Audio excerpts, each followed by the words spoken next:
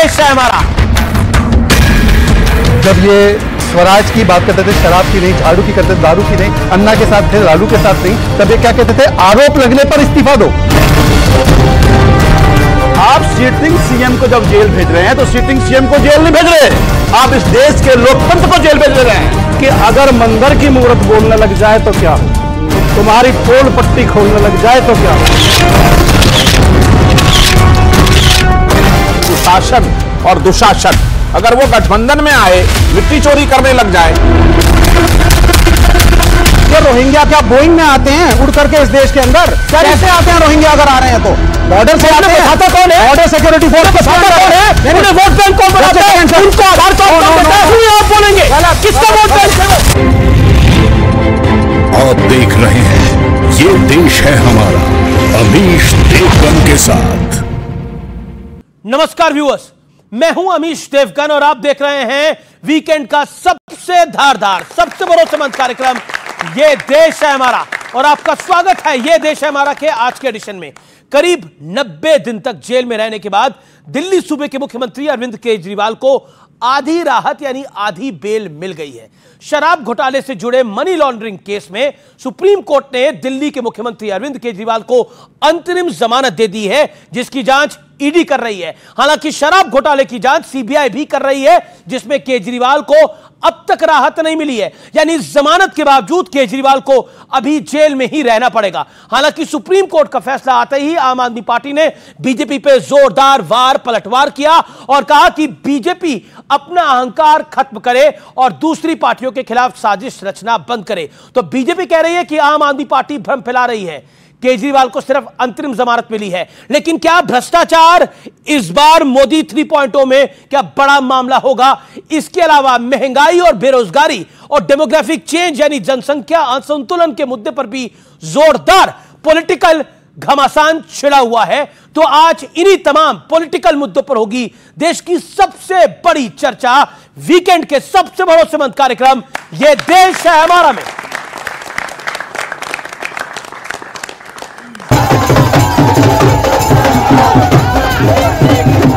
विधानसभा उपचुनाव में बेहतर प्रदर्शन के बाद विपक्ष पूरे उत्साह में दिख रहा है। ये एक ट्रेंड है जो लोकसभा चुनाव से शुरू हुआ और अब आगे बढ़ रहा है। आने वाले जितने भी चुनाव होंगे लगभग भारतीय जनता पार्टी हारती चली जाएगी। ये हार का एक ट्रेंड शुरू हुआ है। वहीं शराब घोटाले में दिल्ली के सीएम अरविंद केजरीवाल को आधी राहत मिल गई। कोर्ट ने मनी लॉन्ड्रिंग केस में अरविंद केजरीवाल को अंतरिम जमानत दे दी है, जिसकी जांच ईडी कर रही थी। हालांकि सीबीआई केस में 17 जुलाई को सुनवाई होगी, यानी कम से कम तब तक केजरीवाल को जेल में ही रहना होगा। देश के एक के बाद एक हर न्यायालय ने आपके षड्यंत्र का पर्दाफाश किया। हर न्यायालय अरविंद केजरीवाल जी को जमानत दे रहा है। मैं भारतीय जनता पार्टी को ये कहना चाहूंगी कि अपना घमंड खत्म करिए और बाकी पार्टियों के खिलाफ षड्यंत्र रचना बंद करिए। पुनः आम आदमी पार्टी जनता को और मीडिया को गुमराह कर रही है। माननीय अरविंद केजरीवाल जी की जो पिटीशन थी सुप्रीम कोर्ट में कि आप मेरी अरेस्ट को अवैध डिक्लेयर करिए, लेकिन सुप्रीम कोर्ट ने उनकी इस प्रेयर पर कोई राहत नहीं दी है, बल्कि इस मैटर को एक लार्जर बेंच को रिफर कर दिया है। दिलचस्प ये है कि इंडिया गठबंधन की साझेदार कांग्रेस भी जमानत मिलने के बावजूद केजरीवाल पर सवाल उठा रही है। अगर वो नीति सही थी, उसको विड्रॉ करने की जरूरत क्या थी? इन सब नीतियों के द्वारा बड़े बड़े शराब कंपनियों को दिल्ली में करोड़ों रुपए का फायदा हुआ। केजरीवाल जी ने अगर काम पे ध्यान दिया होता तो आज दिल्ली की दुर्दशा नहीं होती। लेकिन इसी बीच केंद्र सरकार ने बड़ा फैसला लेते हुए 25 जून को संविधान हत्या दिवस घोषित कर दिया और सरकार की तरफ से इसकी अधिसूचना भी जारी कर दी गई। ये बहुत देश के लिए जरूरी है, संविधान के लिए जरूरी है और कांग्रेस पार्टी संविधान की हत्या करते हैं। मोदी जी का कार्यकाल संविधान हत्या युग के रूप में जाना जाए। हालांकि दूसरी ओर महंगाई और बेरोजगारी को लेकर भी सवाल उठाए जा रहे हैं और साथ ही ऑर्गेनाइजर में जनसंख्या असंतुलन को लेकर छपे लेख पर भी सियासी उबाल है, जिसमें कहा गया है कि पश्चिम बंगाल, बिहार, असम और उत्तराखंड जैसे सीमावर्ती राज्यों में अवैध विस्थापन के चलते अब प्राकृतिक तरीके से जनसंख्या वृद्धि हो रही है। एक श्रेणी उस पर कोई अंतर नहीं आ रहा है, लगातार जनसंख्या का प्रेशर बढ़ते हुए भी उसमें सुधार नहीं हो रहा है। लेकिन बड़ा सवाल ये है कि केजरीवाल को मिली राहत क्या विपक्ष के लिए संजीवनी का काम करेगी? आज इसी मुद्दे पर होगी जनता के बीच जोरदार बहस। और चर्चा को आगे बढ़ाने से पहले आज की चर्चा के बड़े मुद्दे क्या हैं, यानी आज की बहस के मुद्दे क्या हैं? 3 मुद्दे हैं। पहला मुद्दा है केजरीवाल को मिली राहत विपक्ष के लिए क्या एक ऑक्सीजन का काम करेगी? क्या यह राहत एक ऑक्सीजन होगी समूचे विपक्ष के लिए? दूसरा महत्वपूर्ण मुद्दा है भ्रष्टाचार पर किसकी नीयत में एक बड़ी खोट दिखाई दे रही है? और तीसरा बड़ा मुद्दा है जनसंख्या और रोजगार पर भ्रम कौन फैला रहा है, कौन सच्चा है और कौन झूठा है? यह तीसरा बड़ा मुद्दा है। आज आपका एक बार फिर अभिनंदन है, जोरदार तालियों से जनता जनार्दन का, मेरे युवा मित्रों का अभिनंदन है। और मेरे साथ पैनल में कई मेहमान जुड़ रहे हैं। मेरे साथ शहजाद पूनावाला है, भारतीय जनता पार्टी के नेता प्रवक्ता, उनका अभिनंदन है। संजीव झा है, आम आदमी पार्टी के एमएलए हैं, वरिष्ठ नेता हैं, प्रवक्ता हैं, जोरदार तालियों के साथ उनका अभिनंदन है। और विवेक श्रीवास्तव है, नेता लेफ्ट के, उनका अभिनंदन है। मेरे साथ सत्य प्रकाश मिश्रा है, नेता और प्रवक्ता जनता दल यूनाइटेड के, एनडीए के घटक दल है, उनका जोरदार तालियों के साथ अभिनंदन है। और राजकुमार भाटी है मेरे साथ, समाजवादी पार्टी के वरिष्ठ नेता और प्रवक्ता, उनका भी अभिनंदन है। तो शुरुआत शहजाद तो आपसे करते हैं। आप कह रहे थे देखिए बेल नहीं मिल रही, बेल नहीं मिल रही, बेल नहीं मिल रही, लेकिन बेल तो मिल गई। चलिए आधे मामले में सही सीबीआई ने अरेस्ट अभी तक कर रखा है, लेकिन बेल तो मिली पीएमएलए के मामले में। देखिए तो ये तो राहत ही है और आपके लिए आफत है। देखिए अंतरिम बेल को संपूर्ण राहत मानने की प्रथा अगर किसी ने शुरू की है तो ये अरविंद केजरीवाल जी की पार्टी ने। तो इस लिहाज से अभी लालू जी 4-5 बार कन्विक्टेड है, इनके साथी है, वो भी बेल पर है और कहीं शादीवादी में भी जा रहे हैं। तो क्या वो दोष मुक्त हो गए? क्या मनीष सिसोदिया को बेल नहीं मिली है तो वो दोषी है क्या? सत्येंद्र जैन को तो बेल खारिज करके फिर से सुप्रीम कोर्ट ने जेल में भेजा, तो दोषी है क्या? विजय नायर, इनके साथी को बेल नहीं मिली है 1 साल से ज्यादा, वो दोषी है क्या? सुप्रीम कोर्ट ने सबकी बेल खारिज की है। अच्छा, ये बेल देते वक्त, अंतरिम राहत देते वक्त, अंतरिम बेल देते वक्त सुप्रीम कोर्ट का पैरा 85 पढ़ना बहुत जरूरी है। एज वी आर रिफरिंग, ये सुप्रीम कोर्ट कह रहा है, referring the matter to larger bench, हम लार्जर बेंच को ये भेज रहे हैं। We have to despite our findings on reasons to believe, मतलब हमें सबूत तो दिखाई दे रहे हैं, पर क्योंकि हमने मामले को बड़े बेंच पे भेजा है इसीलिए अंतरिम बेल देनी ये अनिवार्यता बनती है और हम दे रहे हैं। परंतु सुप्रीम कोर्ट ने एक और बात कही, सुप्रीम कोर्ट ने कहा कि ऐसे संवैधानिक पदों पर बैठे हुए व्यक्तियों को जब वो जेल में हैं तो कंटिन्यू करना चाहिए, नहीं करना चाहिए, ये मुख्यमंत्री के विवेक पर छोड़ते। और इसका जवाब बाकी सब तो छोड़ दीजिए, अभी कांग्रेस ही ने दिया। अभी बाकी सबको कन्विंस करने के बदले, भाजपा को कन्विंस करने के बदले आप कोर्ट को कन्विंस कीजिए और अभिषेक दत्त को कन्विंस कीजिए कि अभिषेक दत्त कह रहे हैं कि इनका इस्तीफा होना चाहिए। क्योंकि याद होगा आपको, जब रामलीला में पहले बैठते थे, जब ये स्वराज की बात करते थे, शराब की नहीं, झाड़ू की करते थे, दारू की नहीं, अन्ना के साथ थे, लालू के साथ नहीं, तब ये क्या कहते थे? आरोप लगने पर इस्तीफा दो। और यहां पर जब केवल और केवल आपका दोष मुक्त नहीं हो रहा है, केवल एक अंतरिम राहत मिल रही है, तो अपने आप को सबसे बड़ा ईमानदार। संजीव झा, एक अंतरिम राहत हम इसको मान सकते हैं, लेकिन आपने तो झंडा उठा लिया, आपने बोला सत्य में विजय थे, लेकिन सच तो यह है कि अभी केस तो चल ही रहा है और अभी सीबीआई ने भी अरेस्ट कर ही रखा है। देखिए एक कहावत है ना, कहते हैं कि भगवान के घर में देर है अंधेर नहीं है। शत परेशान हो सकता है, पराजित नहीं हो सकता। तो मैं इनको कहना चाहता हूं कि ये खुदा नहीं है। किसी ने लिखा है ना कि तेरे जुल्म का मैं खुलकर करूंगा मुखालफत, तू वक्त का तकनसी है, ये मुल्क का खुदा नहीं। हम गए थे ग्राउंड ऑफ अरेस्ट को चैलेंज करने के लिए, तो उसमें इंटरिम बेल मिली। दूसरी बात ये कहते हैं कि 2 साल से जांच हो रहा है, क्यों ट्रायल? अगर औकात और हिम्मत है तो ट्रायल शुरू कराओ, क्यों ट्रायल शुरू कराते? 7 सप्लीमेंट्री चार्जशीट जमा कर चुके हैं, ये 1.5 साल से जांच हो रहा है। क्या कहा अरविंद जी के केस में? अगर मान लीजिए किसी तरह से इन्फ्लुएंस करना होता तो पहले चार्जशीट में कर लेते।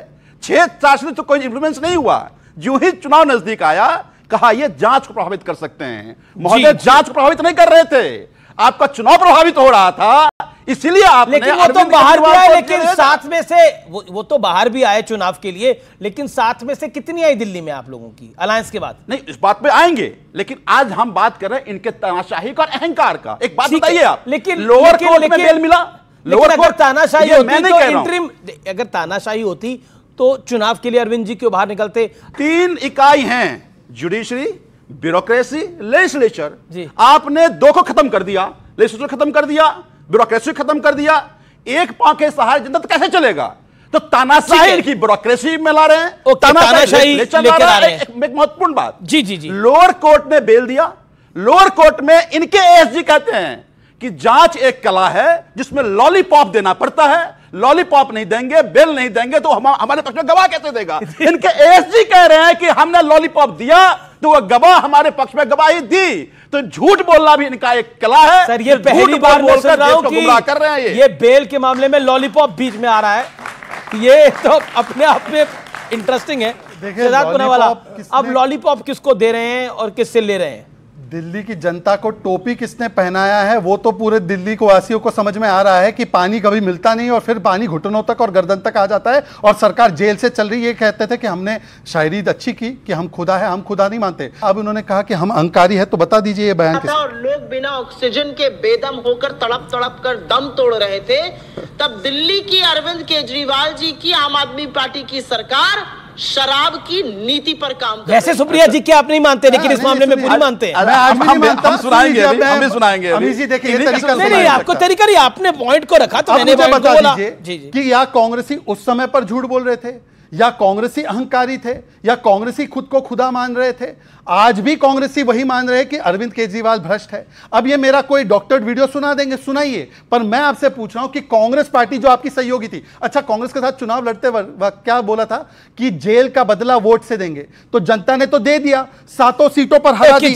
आखिरी बात सर, आखिरी बात, इन्होंने 2 बार इंटरप्ट किया, मैं किसी को इंटरप्ट नहीं करता हूं। आखिरी बात, बच्चों, मैंने आपके सामने एक ही बात बोली थी, बाकी सब छोड़ दीजिए। लालू प्रसाद 4 बार कन्विक्टेड दोषी, लॉयर बैठे हैं यहां पे, कन्विक्टेड और आरोपी में अंतर होता है ना मेरे भाई। और पहली बार कन्विक्शन पता है कब हुआ लालू जी का? 2013 में, जब इन लोगों की सरकार थी। अब इस पर एक बार बोल दे, एक बार संजीव झा जी, ये मोदी को गाली देंगे, ये भाजपा को गाली देंगे, पर लालू को भारतीय जनता पार्टी के राष्ट्रीय अध्यक्ष ताबूत घोटाले में आरोपी थे। भारतीय जनता पार्टी के राष्ट्रीय अध्यक्ष ताबूत घोटाले में आरोपी और कन्विक्ट थे। जरा इनको पूछिए, अब बीच में क्यों बोल रहे हैं संजीव झा? दूसरी बात, दिल्ली की जनता ने 3 बार, अरे बताओ आपका राष्ट्रीय अध्यक्ष मान लिया बंगारू में जवाब आप मांग रहे थे। दूसरी बात, दिल्ली की जनता, लालू भ्रष्टाचारी है कि नहीं है लालू यादव? 3 वो कोर्ट तय करेगा, हम तय करने वाले कौन होता है? मैं मानता हूं इनको ना तो कोर्ट पे भरोसा है, जी ना ये कोर्ट को मानते हैं, ना संविधान को मानते हैं, जनतंत्र को मानते हैं, मानता हूं, लेकिन हम जनतंत्र को मानते हैं, संविधान को मानते हैं और कोर्ट को मानते हैं। प्रधानमंत्री जी 2014 में तो ये लोकतंत्र की जब मुख्यमंत्री जेल में थे, जब मुख्यमंत्री जेल में है और वो मुख्यमंत्री बने हुए हैं, तो लोकतंत्र की लाज रखी जा रही थी। ये बड़ा अच्छा सवाल है आपका। एक बात बताइए, कोर्ट में बेल मिला, लोअर कोर्ट में बेल मिला। आप सीटिंग सीएम को जब जेल भेज रहे हैं तो सीटिंग सीएम को जेल नहीं भेज रहे, आप इस देश के लोकतंत्र को जेल भेज रहे हैं। अगर देश के लोकतंत्र को जेल भेज रहे हैं, तुम्हारी जिम्मेदारी है कि उस लोकतंत्र के साथ जेल में सीटिंग सीएम जेल में गया, स्वर्गीय जयललिता जेल में गई, उन्होंने इस्तीफा दिया। लालू जी जेल में गए, वो उन्होंने इस्तीफा दिया, उन्होंने राबड़ी देवी को सीएम बना दिया, बात अलग है। लेकिन एक सेकेंड, अभी लेटेस्ट इंसिडेंट है, हेमंत सोरेन ने इस्तीफा दिया और चंपाई सोरेन को मुख्यमंत्री बना दिया। एक लोक लाज तो होती है। और मैंने ये सवाल गृह मंत्री अमित शाह ने से भी पूछा कि भारतीय संविधान में तो कहीं नहीं लिखा कि अरविंद केजरीवाल अगर कोई आरोपी हो जाए या फिर तो उसको इस्तीफा देना चाहिए। उन्होंने बोला संविधान निर्माताओं को पता ही नहीं था कि ऐसा कोई निर्लज भी आ जाएगा, ये अमित शाह ने बोला, मैंने नहीं बोला। अवनीश जी थोड़ा आप गूगल कर लीजिए जी, हमारे सभी एमएलए विधायक मंत्री को जोड़ लीजिए, 202। मैंने मुख्यमंत्री की बात करी सर, मैंने मुख्यमंत्री की बात करी। 202। एक बात बताइए, आप इस्तीफा की बात कर रहे हैं ना, 202 FIR हमारे मंत्री एमएलए हो चुके हैं, हम सब इस्तीफा दे दिए होते। यही तो कर रहे हैं ना। ठीक है, आप इनको सड़क पे लाना चाहते हैं, तो ये लेकिन एक बात Shehzad Poonawalla, all said and done, देखिए बेल इंटरिम बेल मिली है, लेकिन वो बेल मिली है। आतिशी कह रही है कि एक के बाद एक न्यायालय में बीजेपी के षड्यंत्र का पर्दाफाश हो रहा है। जो मंत्री हैं, हर न्यायालय ने अरविंद केजरीवाल को बेल दी है और आम आदमी पार्टी ने बकायदा ट्वीट करा और कहा सत्य में विजय थे, बीजेपी लाख षड्यंत्र कर रहे हैं लेकिन अरविंद केजरीवाल खड़ा है, डटा है और लड़ रहा है। अच्छा, अब मैं पहले इनके सवाल का और फिर 20 सेकंड में आपके सवाल बंगारू लक्ष्मण, बंगारू लक्ष्मण से ही शुरू करूंगा। इन्होंने बिल्कुल सही कहा, बंगारू लक्ष्मण की कन्विक्शन हुई और अब मैं बोलूं कि बीच में बोलते रहना है। बंगारू लक्ष्मण की कन्विक्शन डेफिनेटली हुई। उन पे जब पहली बार आरोप लगा, राष्ट्रीय अध्यक्ष थे, उनको अध्यक्षता से हटाया गया और निश्चित उनकी कन्विक्शन हुई। यह दिखाता है कि हम किसी भ्रष्टाचारी का समर्थन नहीं करते। लालू जी 4 बार कन्विक्ट हो चुके हैं, तब भी वो राष्ट्रीय अध्यक्ष आरजेडी के और आम आदमी पार्टी आरजेडी के अलायंस पार्टनर है। और सबसे बड़ी बात, यह केजरीवाल जी का ट्वीट है, 2013 का ट्वीट सुनिए। Lalu made crore in fodder scam but no recovery of the money, just 25 lakh fine और कुछ साल जेल में। क्या स्वीट डील है। आज वो अरविंद केजरीवाल दूरबीन से भी दिखाई नहीं दे रहे हैं कि जो लालू, मुलायम, अखिलेश, राहुल, सोनिया को जेल भेजने की बात करते थे, आज उनके जेल जाने की बात छोड़िए, खुद जेल से सरकार चला रहे हैं। और दूसरी बात आपने कहा आतिशी जी का, विवेक जी मेरा और आपका तो मैंने आपसे कहा था, मैं आपके बीच में नहीं बोलता हूं। आतिशी जी ने 2 महीने पहले आतिशी जी ने एक आरोप लगाया था कि हमारी पार्टी उनकी पार्टी को तोड़ने के लिए बहुत प्रयास कर रही है। हमने बोला सबूत दीजिए। इन्होंने 1 साल पहले आरोप लगाया था 800 करोड़ का ऑडियो टेप है, हम ऑडियो टेप जारी कर देंगे कि भाजपा हमारी पार्टी तोड़ रही है। आज तक वो ऑडियो टेप क्यों जारी नहीं किया है? अगर उनके पास प्रमाण है तो क्यों नहीं किया है? मतलब ये है कि केवल आरोप लगाना और हिट एंड रन करना। अरुण जेटली की माफी मांगी, गडकरी जी से माफी मांगी, ये आरोप लगाते हैं। शीला जी को क्या बोलते थे? जेल भेजेंगे। मैं जवाब देता हूं। शीला जी को जेल भेजने की बात करते थे। शीला जी करप्ट थे कि नहीं? मैं जवाब देता हूं। बिल्कुल। आप लालू जी का मैंने बंगारू जी का जवाब दिया, लालू जी का जवाब दें। लालू जी का जवाब, लालू जी को बोलेंगे आपको बाकी मेहमानों की बात भी देना है। लालू जी पर जवाब मिलना चाहिए, बिल्कुल मिलना चाहिए जवाब भाई, लालू जी पर जवाब मिले ना मिले, मिलना चाहिए, जवाब मिलना चाहिए। पॉइंट है आपकी बात। उन्होंने बंगारू लक्ष्मण में बोला, उन्होंने बंगारू लक्ष्मण में बोला, आपने सवाल पूछा, उन्होंने आप भी लालू पे कोर्ट करेगा भाई, हम कोर्ट को मानते हैं, संविधान को मानते हैं, हमको क्या करने का? कोर्ट क्या करेगा? एक बात, कोर्ट क्या करेगा ना? कोर्ट ने तो सजा करी है। दूसरी बात एक सेकंड, पर कोर्ट से सजा याफ्ता है लालू यादव। आप कार चोर सुने होंगे, बाइक चोर सुने होंगे, पहली बार विधायक चोर, सांसद चोर, पहली बार आपने सुना विधायक चोर, पार्षद चोर, सांसद चोर। हमारे तो विधायक चोरी कर रहे हैं। पहली बार विधायक चोर देखा हमने, क्या गाना गा रहे थे? चोर देखा, क्या गाना गा रहे थे? चोर देखा हमने। देख भगवान, तेरी दिल्ली की क्या हालत हुई, कितना बदल गया इंसान, कितना देश ने तो जवाब दे दिया। मैंने तो केवल देश 400 पार से 40 में समेट दिया। मुझे भाटी जी की बात मैंने आपको बता दिया, बाकी मेहमान भी है, 3 मेहमान भी है। देखिए, विवेक जी भी इंतजार कर रहे हैं, सत्यप्रकाश मिश्रा जी भी इंतजार कर रहे हैं और भाटी जी भी इंतजार कर रहे हैं। राजकुमार भाटी, ये गाना गाया जा रहा था कितना बदल गया इंसान, और क्या आपको लगता है कि पॉलिटिकल सीजन में, यानी चुनावी सीजन में तो बहुत सारे आरोप लगाए जाते हैं, लेकिन भ्रष्टाचार के विषय पर नीयत में किसकी खोट दिखाई देती है पॉलिटिकली? क्या आपको लगता है कि भारतीय जनता पार्टी अपने स्टैंड में अडिग है कि हम भ्रष्टाचार के खिलाफ खड़े हैं और खड़े रहेंगे? शहजाद पूनावाला ने गारंटी दे दी है अभी कि मैं किसी के बीच में बोलूंगा नहीं। बिल्कुल मैं पूरी उम्मीद करता हूं अपनी गारंटी का पालन करेंगे, क्योंकि इनकी गारंटी तो देते ही हैं। मतलब आप भी इनकी गारंटी को मानते हैं? मोदी की गारंटी पे विश्वास मत। पहला मोदी की गारंटी मानते हैं, इनको भी पता है अखिलेश अरविंद की गारंटी नहीं चल रही है। 2 वाक्य बजाना चाहिए, गारंटी को फॉलो तो करिए। राजकुमार भाटी की बारी है, प्लीज बोले। 2 वाक्य लालू जी के बारे में बोल दूं, क्योंकि उस पर बहुत चर्चा हो गई। लालू यादव जिस केस में उन्हें सजा हुई है, वो चारा घोटाला जगन्नाथ मिश्रा जब मुख्यमंत्री होते थे उस पीरियड से शुरू हुआ था, और इसकी जांच के आदेश लालू यादव ने खुद दिए थे, और दोषी कोर्ट ने दिए हैं, तो उस पर हमें कोई सवाल नहीं करना।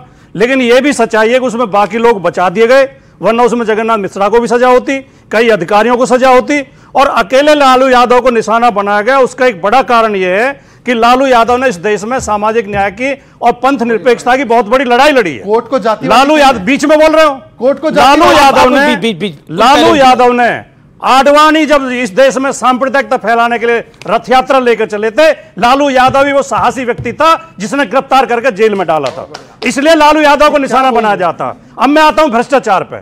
आपने सवाल पूछा भ्रष्टाचार पे। अगर पिछले 1 महीने के केवल हम अखबार उठा के पढ़ लें और मुख्य खबरें देख लें तो इस बात के जीते जागते प्रमाण हैं कि भारतीय जनता पार्टी से ज्यादा भ्रष्ट इस देश में दूसरी कोई पार्टी नहीं है। इनकी सरकारों ने जगह जगह घोटाले किए हैं, घपले किए हैं। इनका जो एक सबसे बड़ा प्रोजेक्ट है और जिसके नाम पे वोट हासिल करते रहे और भोले भाले लोगों की भावनाओं का दोहन करते रहे, उस राम मंदिर में भी इन्होंने महाघोटाले किए हैं। उसकी जमीन में भ्रष्टाचार हुआ है, लगातार खबरें आ रही हैं। अभी लेटेस्ट इंडियन एक्सप्रेस की खबर आई है, उसे पढ़िए आप। इनके तमाम मंत्रियों ने, इनके नेताओं ने, इनके अधिकारियों ने गरीब किसानों को ठग ठग कर राम के नाम पे वहां।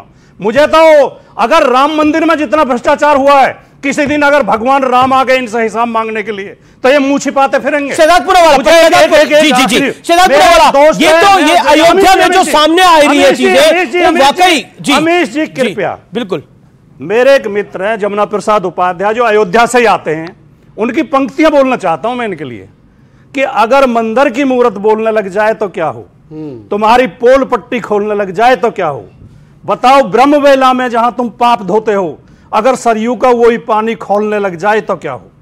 तो अगर मंदिर की मूर्ति ने जिस दिन बोल दिया, इनके भ्रष्टाचार खुल जाएगी। शहजाद, क्योंकि भ्रष्टाचार की बात हो रही है, अभी इंडियन एक्सप्रेस की एक रिपोर्ट आई थी, किन अधिकारियों ने, किन अफसरों ने और किन सांसदों ने और किन मंत्रियों ने वहां पर जमीन बनाई है। वाकई जो आंकड़े आ रहे हैं, जो सत्य और तथ्य निकल के आ रहे हैं, वो चौंकाने वाले हैं।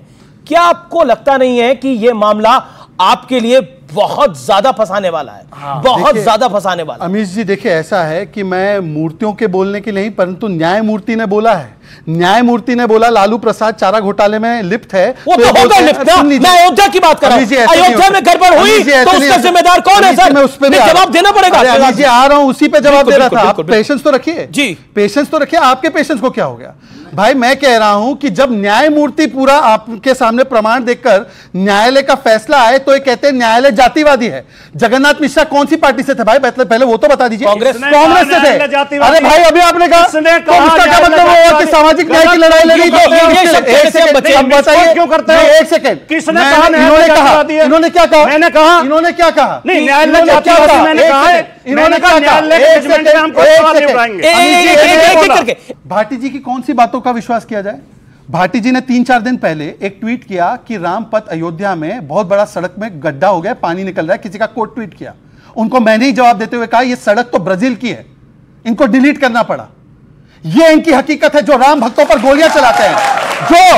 जो एक सांसद फैजाबाद को बोलते हैं राजा अयोध्या है, जब राहुल गांधी बोलते हैं निर्लजता से कि राम मंदिर के आंदोलन के मूवमेंट को हरा दिया, तब इनके मुंह से एक शब्द नहीं निकला। गीता में श्लोक में पढ़ा है हिंसा, ये केसी वेणुगोपाल ने कहा गोडसे के बारे में, तब इनके मुंह से एक शब्द नहीं निकला। द्वारका को ड्रामेबाजी का एक शब्द नहीं निकला। अब ये हिंदू बनने के बड़ा ड्रामा कर रहे हैं यहाँ पे। इनको बोलिए एक शब्द नहीं बोला। लेकिन एक मेरा सवाल है, एक सेकंड अमीश जी, मेरा सवाल खत्म होने दीजिए। आपका हुआ 10 सेकंड करके ना, ये अन्याय हो जाएगा। विवेक भी वेट कर रहे हैं और सत्यप्रकाश मिश्रा भी वेट कर रहे हैं। अन्याय हो रहा है। मेरा निवेदन स्वीकार करिए। ओके, राजकुमार भाटी, सत्यप्रकाश मिश्रा। शहजाद पूनावाला की इस बात के लिए तो तारीफ करनी पड़ेगी कि बहुत जल्दी इन्होंने बीजेपी के सारे हुनर सीख लिए। जिस तरह बीजेपी गुमराह करती है, इधर उधर घुमाती है बात को। पहले तो कांग्रेस में होते थे, अभी थोड़े दिन बीजेपी में हुए, लेकिन हुनर बहुत थे। आप बोल रहे थे, नहीं बोला, सब बोला। अब जिस रामपथ की बात कर रहे हैं, वो रामपथ कई जगह से धंसा है, सारी मीडिया में रिपोर्ट है। अभी बताइए अमीश जी, बीच में हर बात में बोलते रहोगे तो कैसे? ये हर बात में ये बोलते रहेंगे। नहीं, अपनी किसी ने वो ट्वीट किया था, एक वीडियो डाली थी कि रामपथ में हुआ, मैंने उस पर कमेंट किया। जब इन्होंने कहा कि वहां का नहीं है तो आप मेरी ईमानदारी देखिए कि मैंने तुरंत डिलीट कर दिया। लेकिन रामपथ भी धंसा है। ब्राजील की सड़क को फिर चिल्ला रहे हैं, फिर चिल्ला रहे हैं, देखिए फिर चिल्ला रहे हैं। ये बीच एक एक करके अपनी बात को रख। अयोध्या के राम मंदिर के मुख्य पुजारी आदरणीय श्री सत्येंद्र दास जी ने खुद बयान दिया है कि गर्भगृह की छत टपक रही है, इसमें भ्रष्टाचार हुआ है। ये मेरा बयान नहीं है, ये सत्येंद्र दास जी का बयान है। नहीं, उन्होंने ये नहीं बोला भ्रष्टाचार का बयान है। यही झूठ है। नहीं, ये यही झूठ है। नहीं, उन्होंने ये नहीं बोला कि भ्रष्टाचार हुआ है। झूठ और सच की पहचान ये है, झूठा आदमी बीच बीच में चिल्लाता है, सच्चा आदमी चुप खड़ा रहता है। झूठ और सच की तो सीधी पहचान आप प्ले कर दीजिए। जो झूठा होगा, जितना फ्रॉड होगा, जितना झूठा होगा, उतना चिल्लाएगा बीच बीच में। आपकी बात हमने शांति सुनी, आपने बार-बार इंटरप्ट किया, मान्यवर देख लीजिए। नो, मैंने इंटरप्ट नहीं किया। दूसरी बात, ये जनता आप लोग अब शांत होइए ना। अब एनडीए की बारी है। दूसरी बात, मेरे बड़े भाई है, मैं उनको रामलला के लिए, राम मंदिर के लिए ट्रस्ट के लोगों ने 2 करोड़ रुपए में जमीन खरीद कर किसानों से 4 घंटे बाद 18 करोड़ में रामलला के नाम रजिस्ट्री कर दी। वो स्टोरी तो फिजर आउट कर गई थी। मतलब वो स्टोरी तो दोनों तरफ से हमले होंगे तो सुन लीजिए। दोनों तरफ से नहीं, फैक्ट बता रहा हूं। जब वो मीडिया में खबरें आई, उत्तर प्रदेश के मुख्यमंत्री योगी आदित्यनाथ जी ने कहा किसी दोषी को बख्शा नहीं जाएगा, एसआईटी से जांच कराई जाएगी। एसआईटी गठित कर दी गई, आज तक उस एसआईटी की जांच रिपोर्ट अरे आपके मामले में तो एसटीएफ है। ओके, मैं आपका रुख करता हूं सत्यप्रकाश मिश्रा। सत्यप्रकाश मिश्रा, नीतीश कुमार ने हमेशा भ्रष्टाचार के विरोध में अपनी बात को रखा है। कई गठबंधन तोड़े भी भ्रष्टाचार के नाम पर है, और फिर जोड़े भी भ्रष्टाचार के नाम पर है, मतलब भ्रष्टाचार के विरोध में जाते हुए। लेकिन अब एनडीए सरकार की प्राथमिकता भ्रष्टाचार है या सरकार बचाना है? अमीश देवगन जी, मैं आपके प्रश्न का जरूर जवाब दूंगा, लेकिन मैं राजकुमार भाटी जी चूंकि एक बड़े अच्छे प्रवक्ता हैं, समाजवादी मूल्यों के सिपाही हैं, साहित्यकार, साहित्य में इनकी गहरी रुचि, इनसे थोड़ा सा गलती हो गया है। लालू प्रसाद यादव जी को चारा घोटाले में सजा हुई, जगन्नाथ मिश्रा जी को भी सजा हुई, और लालू प्रसाद यादव ने चारा घोटाले की जांच का आदेश नहीं दिया था। माननीय पटना उच्च न्यायालय ने रविशंकर प्रसाद जी, शिवानंद तिवारी जी, बिल्कुल रविशंकर प्रसाद केंद्र में मंत्री हैं ललन सिंह जी, उनके पिटीशन पर सीबीआई जांच का आदेश दिया। अब आइए कि क्या केंद्र की सरकार भ्रष्टाचार के खिलाफ मुस्तैद रहेगी? देखिए, नीतीश कुमार जी एक बात बहुत अच्छा कहते हैं, न किसी को बचाते न किसी को फंसाते हैं, और भ्रष्टाचार पर उनका 18 साल से एक दाग नहीं है। उनके 40-45 साल के राजनीतिक जीवन की सबसे बड़ी उपलब्धि है। आरजेडी तो कहती है तेजस्वी यादव को फंसाने वाले नीतीश। नहीं, 15 पुल टपक गए। कौन बीच में बोलता है? कौन बोलता है? बोल चुके। मैं आ रहा हूं, डबल माइक लेकर आ रहा हूं, मैं उस पे आ रहा हूं। जिन निर्माणाधीन पुलों की दुर्दशा हुई है, उस पे जांच का आदेश मुख्यमंत्री महोदय ने दिया है। क्यों रहे पुल? कुछ पुल निर्माणाधीन पुल कभी पुराने भी गिरे, पुराने। उसमें एक नया चीज आया है कि जो डिसिल्टिंग और ड्रेजिंग होता है, उसमें मिट्टी नीचे से बहुत ज्यादा काट दी गई, तो उस कारण पानी के बहाव, और जो कोसी से पूरा पानी आता है नेपाल से बिहार, उस बहाव में वो दहा है। तो उसमें जांच होगी और जो भी दोषी होगा उस पर कार्रवाई होगी। हमारा भ्रष्टाचार पे 0 टॉलरेंस है और रहेगा। ओके। विवेक जी, आपका विवेक क्या कहता है इस विषय के ऊपर? पहली चीज है, एक बड़ा डिस्कशन लालू जी के ऊपर यहाँ पे चल रहा था, लोग एक दूसरे पे दोषारोपण कर रहे थे, नारे लग रहे थे, बताइए लालू यादव करप्ट है कि नहीं है। देखिए, सीधी सी बात है, हमारा यह मानना है इस वक्त देश के सामने एक बड़ा चैलेंज है। पार्लियामेंट में जब राहुल गांधी कॉन्स्टिट्यूशन की प्रति को दिखाते हैं सिंबॉलिकली, तो वो कहना चाहते हैं कि पिछले 10 साल के जो रूल थे उसमें कॉन्स्टिट्यूशन पे हमले हुए हैं, संविधान खतरे में है। इस वक्त एक ज्यादा बड़ा चैलेंज देश के सामने है, वो ये है कि एक अलग दिशा में देश की राजनीति और देश को लिया जा रहा था। तो इस तरीके से देखिए, अपॉर्चुनिस्ट होना गलत है। एक प्रिंसिपल स्टैंड जिसमें नीतीश कुमार जी का की मैं तारीफ करूंगा, वो एक सेक्युलर व्यक्ति रहे हैं। जब मोदी साहब आकर के एक गलत तरह की नीति को चला रहे थे, तो पहला व्यक्ति जिसने ऑब्जेक्ट किया था और जो सड़कों पे उतरा था सांप्रदायिकता के खिलाफ, वो नीतीश कुमार थे।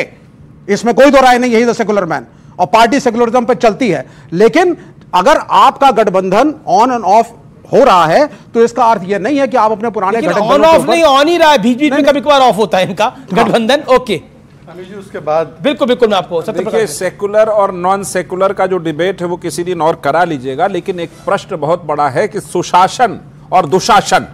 तो सुशासन के प्रति हमारा कमिटमेंट है। अगर वो गठबंधन में आए, मिट्टी चोरी करने लग जाए, उनको कहा कि एक्सप्लेन करिए ये क्या आरोप आप पर लगा है।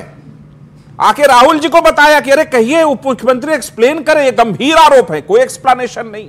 तो जब नहीं दिया तो हमने गठबंधन से किनारा करना उचित समझा। जहां तक लालू जी का प्रश्न है, हमने कभी किसी के साथ उसके भ्रष्टाचार के जांच पर, उसके किसी भी अदालत में चल रहे मसले पर कभी किसी को सपोर्ट नहीं किया। जिस तरह कांग्रेस या अन्य पार्टी आम आदमी पार्टी के मामले को सपोर्ट कर रही थी, चुनाव में कर रही थी। अभी सुप्रिया श्रीनेत या अलग अलग प्रवक्ता फिर शुरू हो गए आम आदमी पार्टी के खिलाफ, लेकिन उस समय तो कह रहे थे शराब घोटाले में जांच करो, केजरीवाल शराब घोटालेबाज है।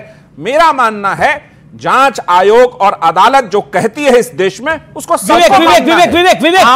विवेक, लेकिन प्रॉब्लम यह नहीं है कि सिर्फ भ्रष्टाचार का मामला है। प्रॉब्लम यह है कि आप रोजगार का विषय भी उठा रहे हैं, बिल्कुल, और जनसंख्या वृद्धि भी एक विषय है, और डेमोग्राफिक चेंज एक बड़ा विषय है। ऑर्गेनाइजर में इसके ऊपर एक बकायदा एक बहुत बड़ा लेख लिखा गया। झारखंड हाईकोर्ट, इसके अलावा इलाहाबाद हाईकोर्ट ने जो टिप्पणियां करी वो मुझे आपको बताने की आवश्यकता नहीं है। डेमोग्राफिक चेंज एक सच्चाई है। धर्म के आधार पर डेमोग्राफिक चेंज हो रहा है भारत के कुछ हिस्सों के अंदर, और बड़े तौर पर हो रहा है। देखिए, सबसे पहली चीज, एक बहुत बड़ा हल्ला जो भारतीय जनता पार्टी मचाती आई है, रोहिंग्या, घुसपैठिए, बांग्लादेशी इमिग्रेंट यहां सेटल हो गए, वहां सेटल हो गए। मुझे बताइए, विषय नहीं है आपको लगता है? एक सेकंड, नहीं, विषय है कि नहीं है? नहीं, बीजेपी उठाती है, मतलब नहीं है ये। मैंने बीजेपी को तो कोर्ट में नहीं करा, मैंने तो झारखंड हाईकोर्ट की बात करी, इलाहाबाद हाईकोर्ट की बात करी। आप मुझे बताइए विषय है कि नहीं? सर आप बता दीजिए, रोहिंग्या क्या बोइंग में आते हैं उड़ करके इस देश के अंदर? कैसे आते हैं रोहिंग्या अगर आ रहे हैं तो? बॉर्डर से आते हैं। बसाता कौन है? बॉर्डर सिक्योरिटी फोर्स बसाता कौन है? उन्हें वोट बैंक कौन बनाता है? उनको आधार कार्ड कौन देता है? इस देश के अंदर बांग्लादेशी आए, उनको पूछते हुए किसको बताया? मैं बोलूं या आप बोलेंगे? किसका वोट बैंक थे वो? नहीं, किसका वोट बैंक है आज? ये गलत है। अगर आप पाकिस्तान के इमिग्रेंट्स को रोक पा रहे हैं तो आप बांग्लादेशी इमिग्रेंट को क्यों नहीं रोक पा रहे? बॉर्डर की सुरक्षा किसकी है? केंद्र के ऊपर है ना, भारतीय जनता पार्टी और मोदी सरकार पे। अगर इन्फिल्ट्रेशन हो रहा है, बॉर्डर सिक्योरिटी फोर्स क्या कर रही है? पैरामिलिट्री क्या कर रही है? वहां तैनात फौजें क्या कर रही हैं? ये क्यों आने दे रहे हैं? ये पहला प्रश्न हुआ। अरे जब बांग्लादेश, दूसरी बात, जब पाकिस्तान को दो हिस्सों में बांटा गया तो बीजेपी की सरकार थी यहां पर। नहीं, तो बताइए, नहीं, तो बांटा गया तो क्या था? बांटा गया, उसके अलग कारण थे। बांटा गया इस देश को तो उसके अलग कारण थे। ओके, शहजाद गांधी को मारा गया, उसके अलग कारण थे। आपने एक चीज तो आरोपी कोई था ना, गांधी को मारा गया, देश का पहला आतंकवादी था, वो अलग कारण थे। आरोपी था ना कोई, जिसको समर्थन देते हैं। इस मामले में आरोपी कौन है? जिसकी वजह से इंडिया अलायंस मैं फिर बोल रहा हूं, देखिए ये तो डेमोग्राफिक चेंज है, और मैं एक बताऊं व्यूअर्स, और व्यूअर्स आपके साथ बात साझा करना चाहता हूं। देखिए, डेमोग्राफिक चेंज हमने आसाम के बॉर्डर एरियाज में देख रहे हैं, बंगाल के बॉर्डर एरियाज में हो रहा है, झारखंड के बॉर्डर एरियाज में हो रहा है, उत्तर प्रदेश के बॉर्डर एरियाज में कुछ हद तक डेमोग्राफिक चेंज हुआ है। और तो और आप देखिए, नॉर्थ और साउथ के बीच में पॉपुलेशन गैप हमें देखने को मिल रहा है। नॉर्थ में पॉपुलेशन ज्यादा है, अभी परिसीमन होगा, आप देखिए कितनी हाई तौबा मचेगी हमारे देश के अंदर, क्योंकि नॉर्थ की सीटें ज्यादा बढ़ेंगी और साउथ की सीटें उतनी नहीं बढ़ेगी। हो सकता है केरल में एक भी सीट ना बढ़े, क्योंकि वहां की पॉपुलेशन ही नहीं है उतनी। प्रॉब्लम यही है सबसे बड़ी। ये जो पूरा मामला है, ये मामला आने वाले भविष्य की गर्द में छुपा हुआ है, और ये मामला बहुत बड़ा बनेगा। मैं आपको लिख के दे रहा हूं, आने वाले दिनों में इसी पर चर्चा होगी और किसी पर चर्चा नहीं होगी। शहजाद पूनावाला, अब आपने लंबा बोला। शहजाद, बीजेपी की बारी है, शासन की बारी है अपना जवाब देने की। ऑर्गेनाइजर के आर्टिकल पे हम क्यों डिस्कस करें? नहीं, जो आरएसएस का ऑफिशियल माउथपीस, इलाहाबाद हाईकोर्ट का भी जिक्र करा, मैं तो झारखंड हाईकोर्ट का भी जिक्र करा। ऑर्गेनाइजर के एडिटर के साथ मैं आपको झारखंड हाईकोर्ट और इलाहाबाद हाईकोर्ट का ऑर्डर माफ करिए, टिप्पणी भी बता देता हूं। शहजाद, डेमोग्राफिक चेंज विषय है, मैं सब पे आ रहा हूं। पहले इन्होंने संविधान की क्योंकि बात की, मुझ पे उस पर जवाब देने दीजिए। मुझे बताइए कि मोहम्मद सलीम लेफ्ट के नेता है, भाजपा के नहीं।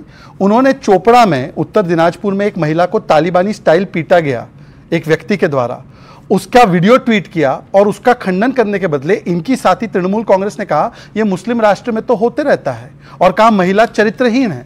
यह संविधान बच रहा था।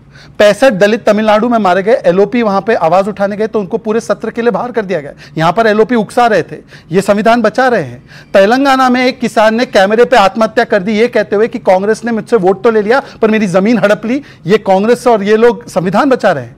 पंजाब में जब खेड़ा की गिरफ्तारी होती है कांग्रेस के नेता की, तो कांग्रेस बोलती है आम आदमी पार्टी संविधान खत्म कर रही है, और कांग्रेस बोलती है बंगाल में तृणमूल कांग्रेस संविधान खत्म कर रही है। कांग्रेस बोलती है लेफ्ट पार्टी विजयन जी केरल में संविधान खत्म कर रही है। मैंने विवेक जी आपसे रिक्वेस्ट किया, अमीश जी मेरी बात हो जाने दीजिए, ये तरीका नहीं है। मैंने पूरी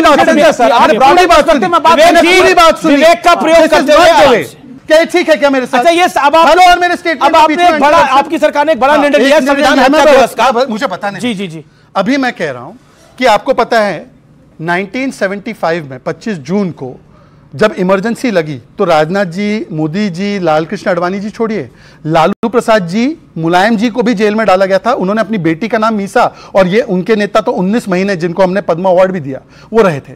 अब देश ने निर्णय किया है 25 जून संविधान हत्या दिवस के रूप में मनाया जाएगा। मैं चाहता हूं समाजवादी पार्टी अपना रुख कायम बताए कि वो इसके समर्थन में है या संविधान के खिलाफ है, बताए। संविधान हत्या दिवस मनाया जाएगा, इसका समर्थन है क्योंकि मुलायम सिंह यादव जी को भी जेल जाना पड़ा था। 1975 में जब कांग्रेस सरकार ने इमरजेंसी लगाई थी तो तमाम समाजवादी पार्टी भी और अन्य समाजवादी दल भी सब उसके विरोध में थे और सब जेल गए थे। हमारे नेता श्री मुलायम सिंह यादव जी भी, लालू यादव जी भी, रामविलास पासवान जी भी सब जेल गए थे उसके विरोध में।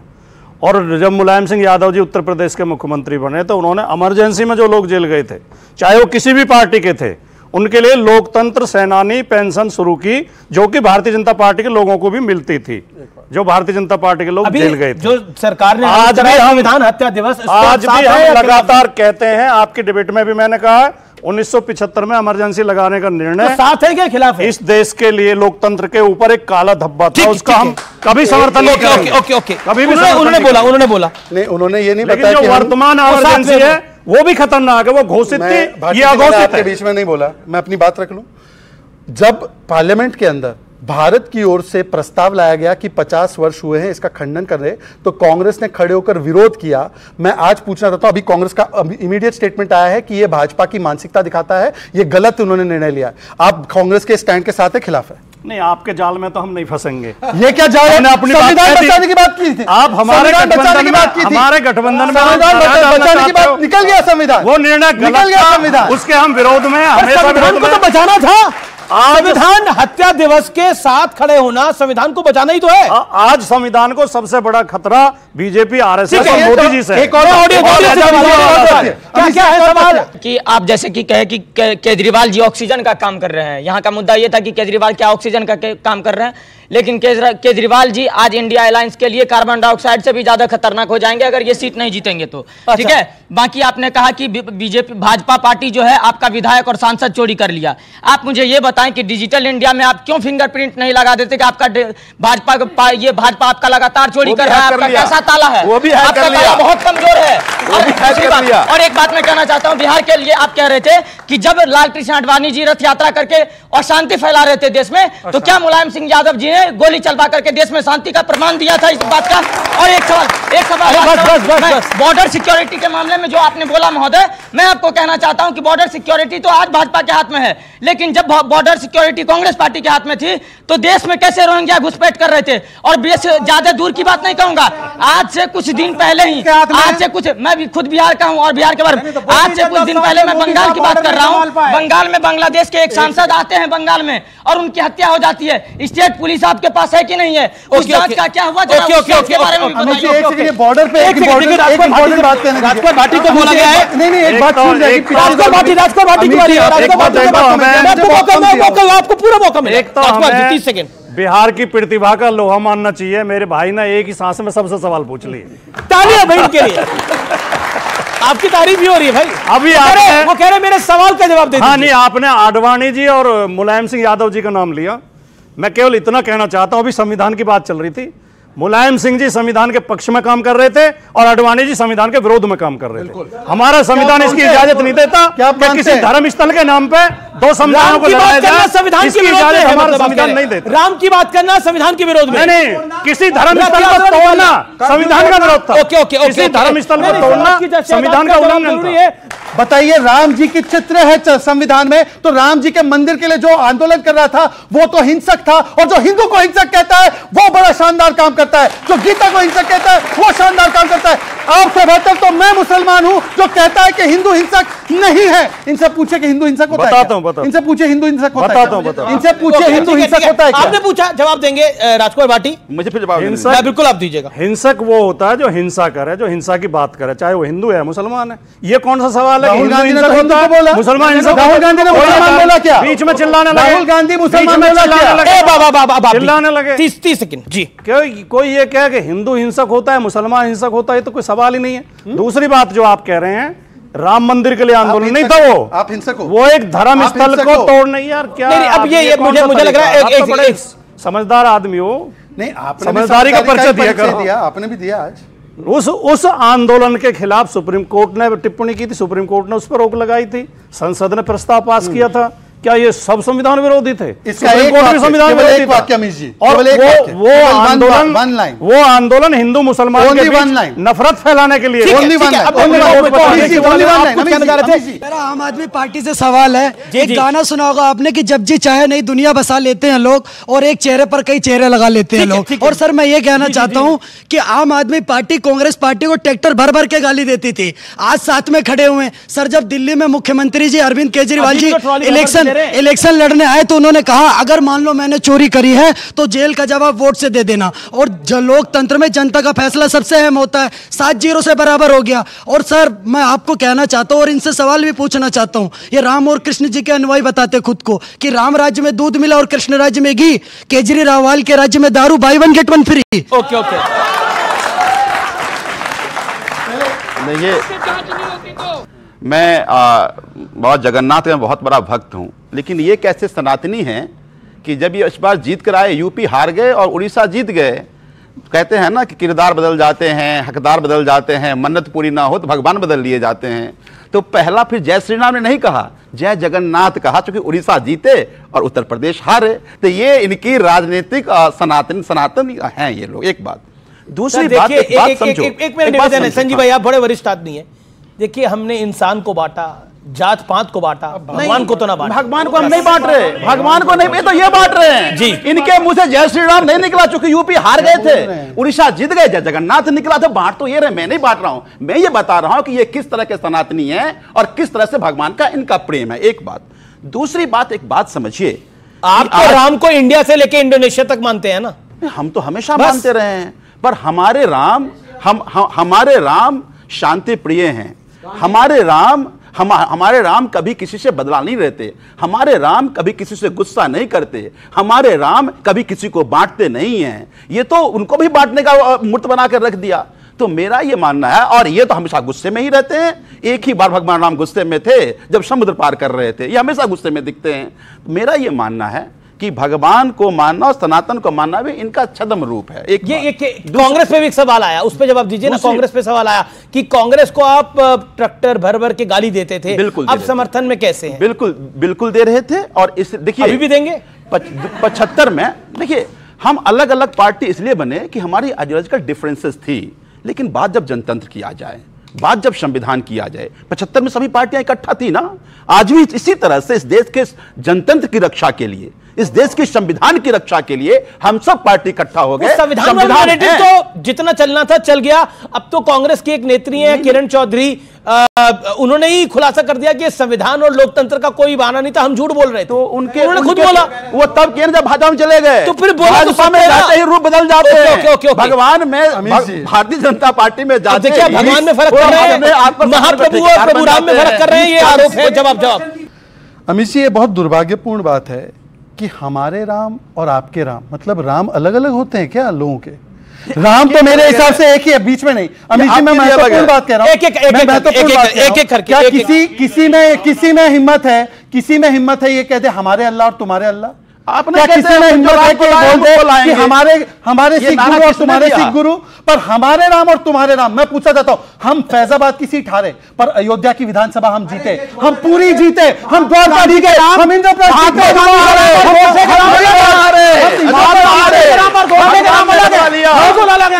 जीते, हम देवभूमि हिमाचल जीते, हम देवभूमि उत्तराखंड जीते, परंतु हमने भगवान में फर्क नहीं किया। इन लोगों ने भगवान और भगवान के लोग हैं जो कहते हैं राम को लाए हैं, हम को लाएंगे।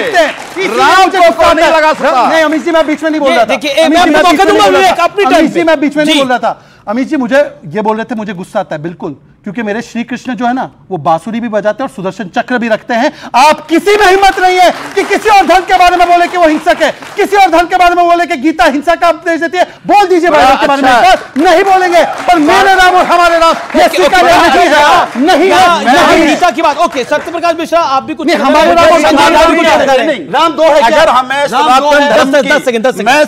मैं संजीव झा सनातन धर्म की ट्रेनिंग मुझे शाहजाद पूना वाला से लेना पड़ेगा। ये भारतीय जनता पार्टी में ही हो सकती है। ये ठेकेदार हम समझाएंगे। हम ये कह रहे हैं कि आपने दुस्साहस किया था। आपने ही कहा था जो राम को लाए हम उनको लाएंगे। राम को कोई नहीं ला सकता। ये तो 2000 व्यक्तिगत हमने नहीं किया। आप हमें ये तो 2022 के विधानसभा चुनाव में कहा। आ रहा हूं मैं सत्य जी आपको बता। मुझ जैसे से ये क्या सनातन सीखेंगे? शहजाद से क्या सीखेगा संजीव? जटाटवी गलत जल प्रवाह पावित स्थले बड़े गए वलंब लंबितम भुजंग तुंग मालिकम। आगे का आप सुनाइए, आगे का आप सुनाइए, सुनाइए आगे का, सुनाइए आगे का, सुनाइए आगे का। मैंने बोला है आप सुनाइए आगे का। समय आने दीजिए, हम शास्त्रार्थ भी कर लेंगे। ओके शास्त्रार्थ भी करेंगे। ओके ये है आम आदमी पार्टी के। ओके शराब का नाम पूछे तो बता देते, श्लोक नहीं आता इनको। बिल्कुल बिल्कुल आखिरी दौर है, आखिरी दौर की चर्चा। ओके सत्यप्रकाश मिश्रा जी। डबड डमड मन्निनाद वड डमरवयम चकार चंड तांडवम तनोतु नः शिवः शिवम। इसके बाद यही था। ये विविध धर्मों का, विविध संस्कृतियों का देश है। देश की राजनीति में कोई जरूरी नहीं है, पंडिताई करने नहीं आए हो आप। भ्रष्टाचार हटाओ, नौकरियां दो। ये क्यों जरूरी है? क्यों जरूरी है आना? मैं कुछ बोलना जरूरी है आना? ये आप कहना क्या चाहते हैं? इस देश में राजनीति करने के लिए रामायण की चौपाई आनी जरूरी है। बंद करिएगा। आप ये कहना चाहते हैं? बोलने हर व्यक्ति जिसको रामायण की चौपाई आती है वो सच्चा है। आप ये कहना चाहते हैं? उन्होंने पूछा कि मैंने ये क्यों कहा। उन्होंने एक बात शुरू की, मैंने उसमें जोड़ दिया। मेरा मानना है कि जो भी धर्म की राग छेड़कर नफरत फैलाएगा समाज उसको नकार देता है, लेकिन कभी कभी धर्म के लोग अपने अधिकार को लेकर खड़े होते हैं तो समाज उसको भी स्वीकार करता है। हमें उससे आगे बढ़ना चाहिए। मैं एक सवाल इस हाउस से पूछना चाहता हूं और मैं चाहता हूं कि उसके ऊपर आप अपनी राय दें। क्या डेमोग्राफिक चेंज, एक लाइन में जवाब, क्या डेमोग्राफिक चेंज आपको विषय दिखाई देता है भारत के अंदर? Satyaprakash Mishra starting from you. ये आज इससे विषय नहीं है। ये जब भारत बांग्लादेश युद्ध हुआ और उस लेकिन आज विषय दिखाई दे रहा है। उस समय से लेकर अब तक है वो, इससे किसी को इनकार नहीं है। संजीव, डेमोग्राफिक चेंज एक बड़ा विषय है इस देश के अंदर, आपको लगता है? देखिए मुझे लगता है कि डेमोग्राफी चेंज विषय है और उस पर गंभीरता से सभी सरकारों को बात करनी चाहिए और काम करना चाहिए। केवल इस पर राजनीति नहीं होनी चाहिए। मेरा very good very nicely you said Shehzad Poonawalla, क्योंकि आप सरकार में हैं इसलिए मैं सवाल पूछ रहा हूं, क्योंकि डेमोग्राफिक चेंज एक बहुत बड़ा चैलेंज आ गया है भारत के सामने। ये हुआ है 60 वर्षों में, इसीलिए रोहिंग्याओं को इंटरनल सिक्योरिटी थ्रेट बोला गया है। और अगर हिंदू बहुसंख्यक नहीं रहेगा तो ना डेमोक्रेसी रहेगी ना सेकुलरिज्म रहेगा। ये रोहिंग्याओं के लिए घर बना रहे थे अमानतुल्लाह खान, और रोहिंग्याओं के लिए घर बनाने का काम राजकुमार भाटी, मुझे पता है समय खत्म हो रहा है। 5 सेकंड। अगर हम जातीय जनगणना के सरकारी आंकड़ों का डेमोग्राफिक चेंज की बात कर रहा हूं, उसी पे बोल रहा हूं। जातीय जनगणना के सरकारी आंकड़ों का ठीक से विश्लेषण कर लें तो ये भ्रम दूर हो जाता, जिसे अक्सर फैलाते हैं सांप्रदायिक। विवेक सुदर्शन जो आरएसएस के मुखिया थे, उन्होंने कहा था कॉन्सेप्ट ऑफ द नेशन दो होते हैं। एक नेशन होता है जिसकी पॉलिटिकल बाउंड्रीज मानी जाती हैं, और एक वो नेशन होता है जिसको संघ मानता है कि it is cultural inheritance nation को माना जाता है। संघ ऑर्गेनाइजर ये लोग मिथ्या प्रचार कर रहे हैं। मिथ्या क्या सिर्फ इसलिए प्रचार क्या कर रहे हैं क्योंकि मेजॉरिटी की राजनीति साउथ में नॉर्थ की ये आरएसएस का एजेंडा रहा है देश को बांटने का, और धर्म के आधार पे मैं इसका खंडन करता हूं। बचेगी, मैं इसका खंडन करता हूं। तो मैं बता रहा हूं समय खत्म हो गया है, समय यहां खत्म हो गया। और मैं व्यूअर्स बता रहा हूं जब परिसीमन होगा तो यही विवेक श्रीवास्तव हाय तौबा मचाएंगे, जब फिर बोलेंगे कि ये क्यों हो रहा है। तो फिलहाल आज के एडिशन में इतना ही। आप लोगों ने बहुत अच्छे सवाल पूछे, आपका बहुत बहुत धन्यवाद। नमस्कार।